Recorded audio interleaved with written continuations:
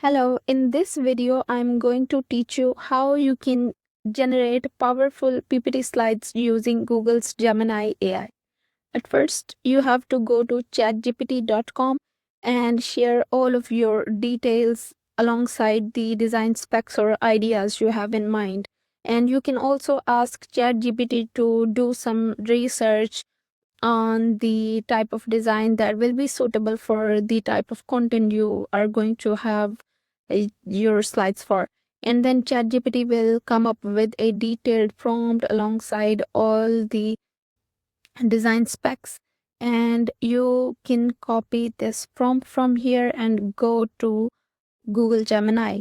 And then from the tools, select Canvas, enter your prompt, and hit enter, and then Gemini will come up with the slides based on your prompt like this.